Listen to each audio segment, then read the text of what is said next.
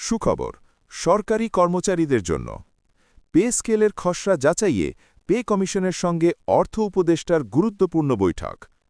আজকের দিনটি বাংলাদেশের লক্ষ লক্ষ সরকারি কর্মচারীর জন্য কেবল একটি ক্যালেন্ডারের তারিখ নয় বরং এটি দীর্ঘদিনের বঞ্চনা আর অধিকার আদায়ের লড়াইয়ে একটি ঐতিহাসিক মাইলফলক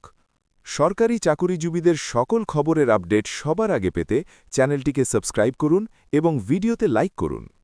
দীর্ঘ প্রতীক্ষার প্রহর গুণে দ্রব্যমূল্যের আগুনে পুড়তে থাকা সাধারণ কর্মচারীদের পিঠ যখন দেওয়ালে ঠেকে গিয়েছিল ঠিক তখনই রাজপথের দাবির প্রতিধ্বনি আজ সচিবালয়ের বন্ধ ঘরে পৌঁছেছে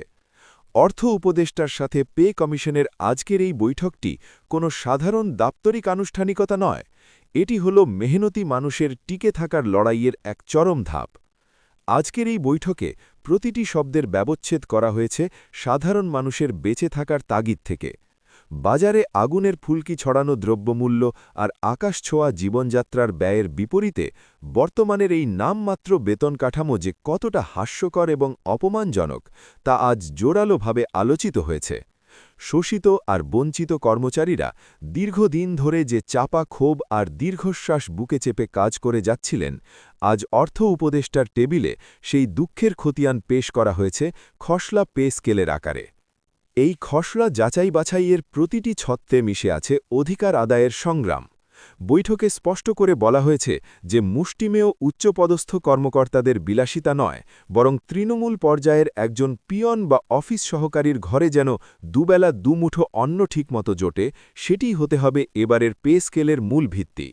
উঁচু আর নিচু গ্রেডের মধ্যে যে হিমালয় সমান বৈষম্য বছরের পর বছর ধরে বজায় রাখা হয়েছে সেই বৈষম্যের দেওয়াল গুড়িয়ে দেওয়ার শপথ নেওয়া হয়েছে আজকের এই সভায় অর্থ উপদেষ্টা মহোদয়কে স্মরণ করিয়ে দেওয়া হয়েছে যে একজন সরকারি কর্মচারী যখন মাস শেষে তার বেতন দিয়ে চাল ডাল কিনতে হিমশিম খান তখন তা কেবল সেই ব্যক্তির ব্যর্থতা নয় বরং রাষ্ট্রের জন্য এক চরম লজ্জার বিষয় তাই এবারের যাচাই বাছাই প্রক্রিয়ায় কেবল সংখ্যা নিয়ে খেলা না করে মানুষের জীবনের মূল্য নিয়ে ভাবার দাবি তোলা হয়েছে আজকের এই বৈঠকে পে কমিশনের সদস্যরা জোর দিয়ে বলেছেন কর্মচারীদের বার্ষিক ইনক্রিমেন্ট বা চিকিৎসা ভাতা ভিক্ষা নয় এটি তাদের সাংবিধানিক অধিকার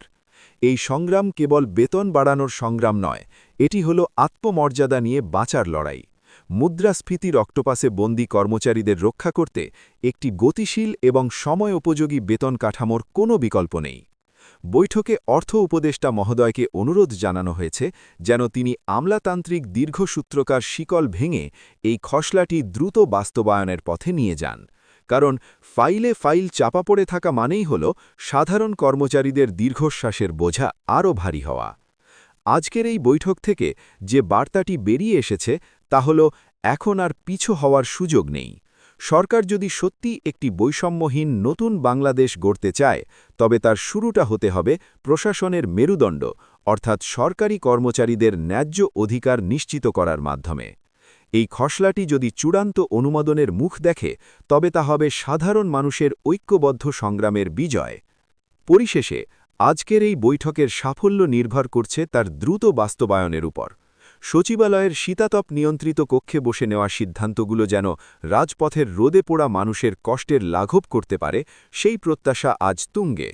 লড়াইটা সহজ ছিল না কিন্তু আজকের এই বৈঠক প্রমাণ করেছে যে ন্যায়ের পথে থাকলে জয় সুনিশ্চিত সাধারণ কর্মচারীরা আজ আশায় বুক বেঁধেছেন যে তাদের হাড়ভাঙ্গা খাটুনির বিনিময়ে রাষ্ট্র এবার অন্তত একটি সম্মানজনক জীবনের নিশ্চয়তা দেবে এই আন্দোলন এই সংগ্রাম কেবল টাকার অঙ্কে সীমাবদ্ধ নয় এটি হল একটি মানবিক সমাজ আর একটি ইনসাফ কায়েমের লড়াই